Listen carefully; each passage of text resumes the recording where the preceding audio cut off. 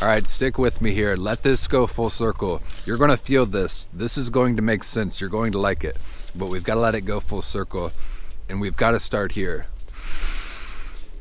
In October of 2019, I almost lost my life on tribal lands. I was hiking with two of my friends. We drove up to Michigan, and in the years prior to this, we'd been camping in mountains, and so we'd done really rigorous hikes. And so Michigan, it's flat lands. It's going to be an easy thing, no big deal. This is kind of like a casual event, walk in the park. So we drive up to Michigan, and on the way up there, we decide we're not going to bring any food out there with us. We are going to fast. We're going to stay there for 2 days. We're going to bring water, no food. We're going to fast.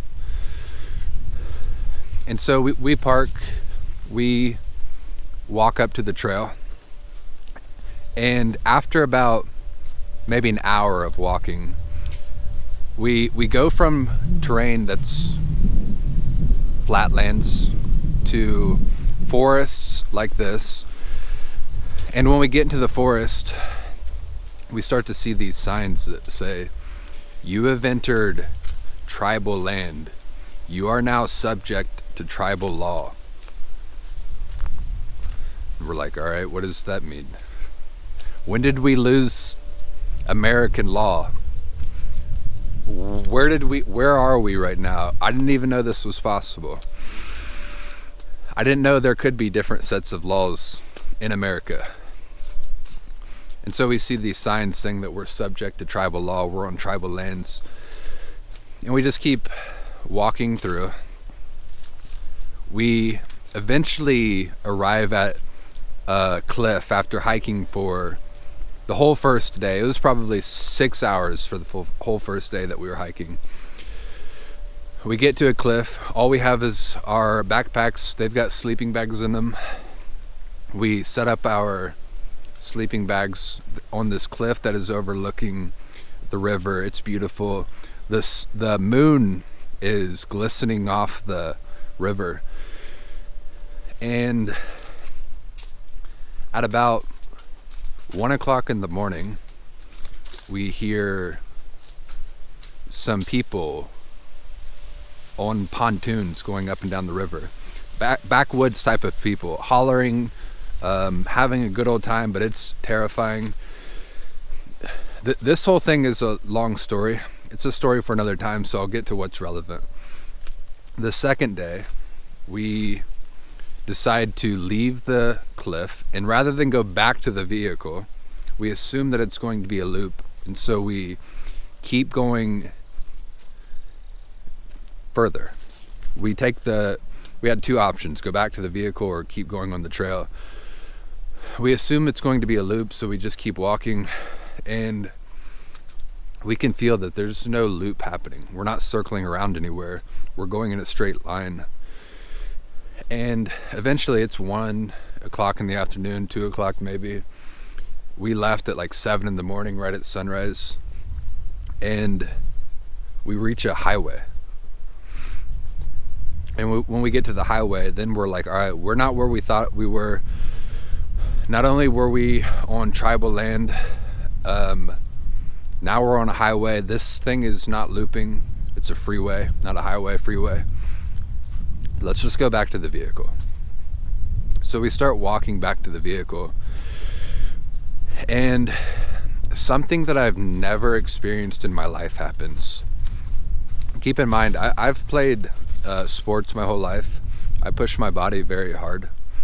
But for the first time in my life, like it's never happened before, my body was giving out on me.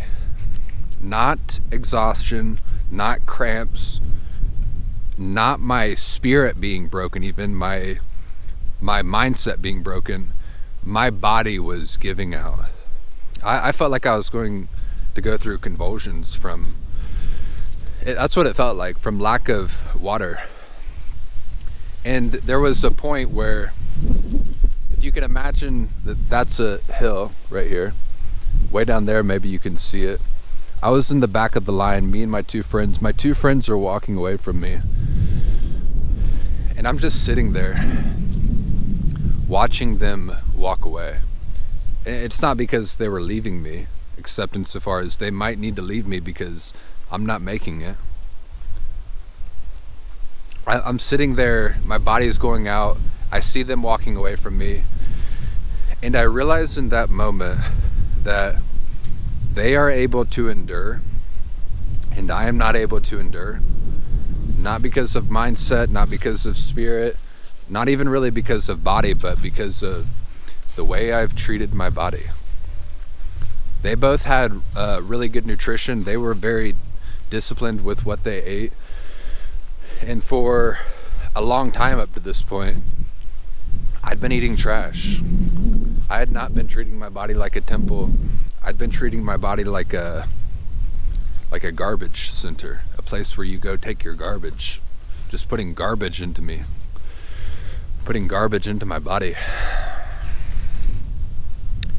And that was an important realization, because in that moment I was like, if I make it out of here, I'm going to change. I'm looking death in the face. I can see the death of my body, and it's nobody's fault except my own. The issue wasn't that we were fasting. The issue wasn't the hike. The only issue was the way I treated my body terribly. This whole situation was like a magnifying glass to allow me to see what was always there. And we were blessed. I was blessed after sitting there for a while. My heart palpitations is what it felt like. They stopped. My body going in and out of convulsions stopped. And we made it out. We went to a gas station. It was the best Gatorade I've ever had in my life. Electrolytes, water. It was incredible. And then I made it back to my apartment where I lived on my own. And I wanted to change my nutrition, but I could not. So we're out of Michigan now at this point. I'm back at my apartment. I want to change my life, and I cannot change my life because I don't have the willpower. I just looked mortality in the face, and I still can't change. And so I'm struggling to change over a few months. And now another slap happens. Another, what would you call it? Another beat down,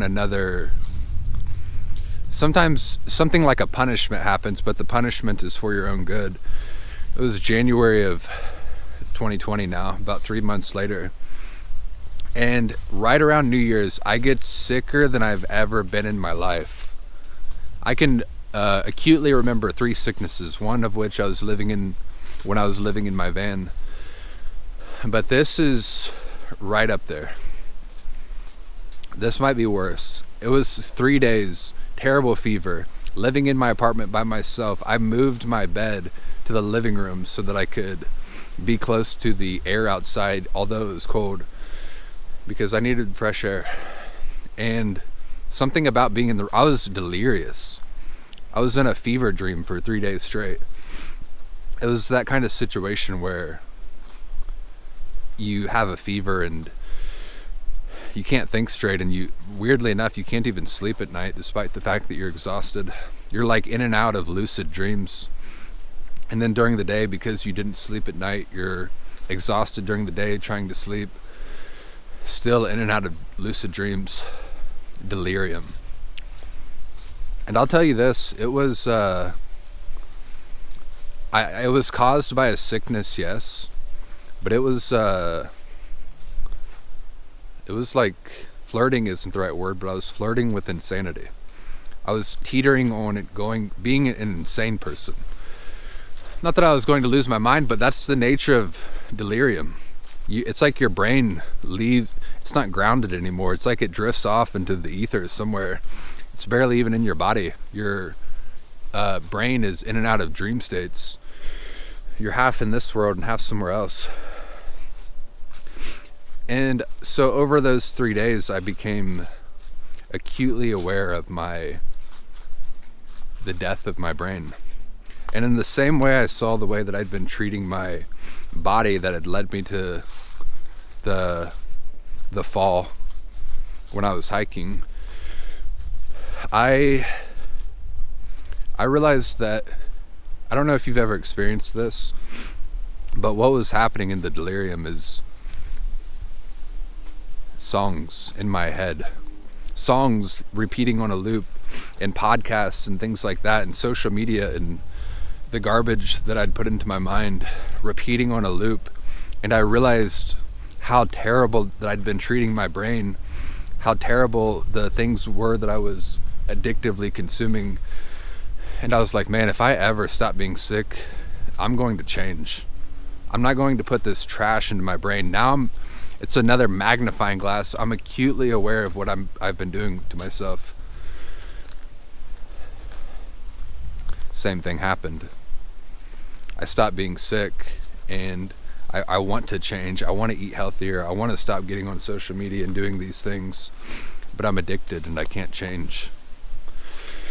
There's too many problems, and I'm not strong enough. I don't have the willpower.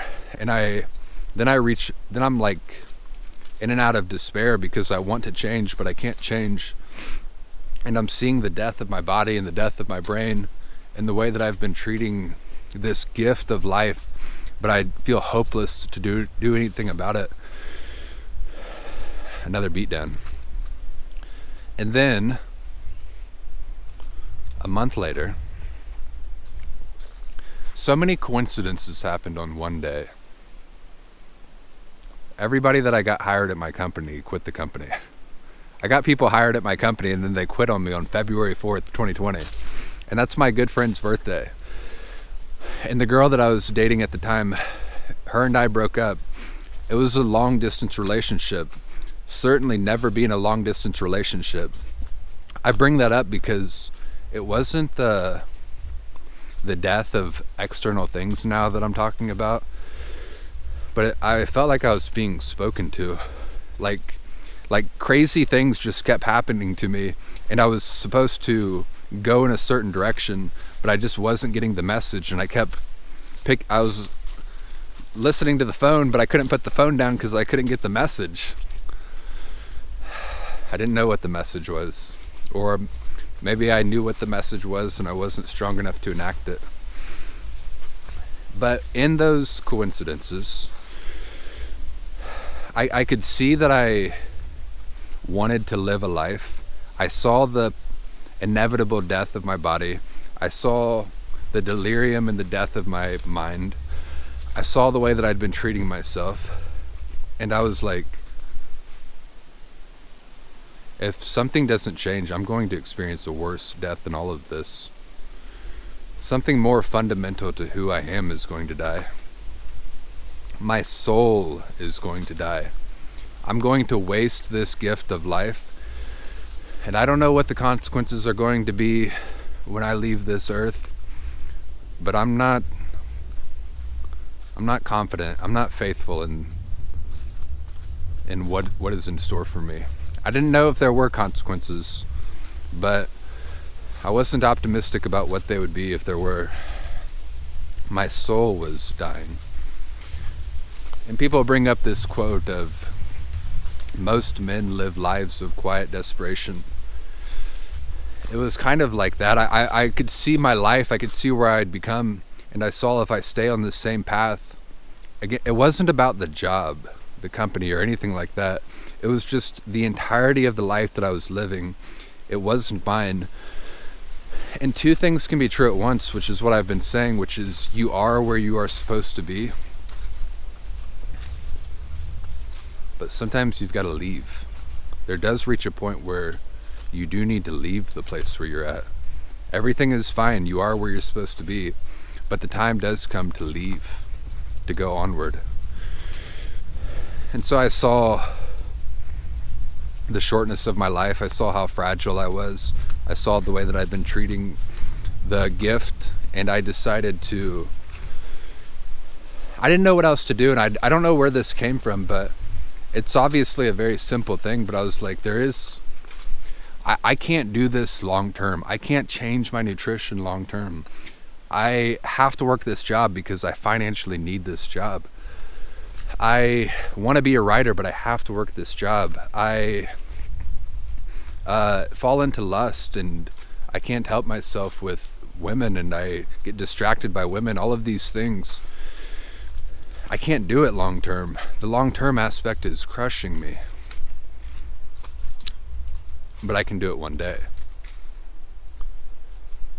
And I looked at the day that I was in. There was one specific moment after January 4th, like a week after, one day where I was like, I could do what is right today.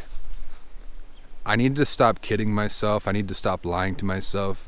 I know what is right. I know what is wrong. I've been doing what is wrong. And I wasn't thinking in terms of God. I talk about God all of the time now. I follow Jesus Christ. I wasn't in that mindset. It was in my heart, and God was guiding me. But I just saw that it was going, in retrospect, it was a betrayal of God. But I knew that at the least it was a betrayal of myself. I was damning myself. But I know what is right. And it's like, I looked at the day and I was like, can I at least tell the truth? No matter who I interact with, can I just tell everybody the truth? Not deceive myself, not deceive anyone else. Can I just be honest about everything? Yes. So I can do that. So I started doing that, and then because I was telling the truth, I saw more clearly what was right and what was wrong. And I was focused on the day, and it's like, I can fix my nutrition today. I can overcome these addictions today.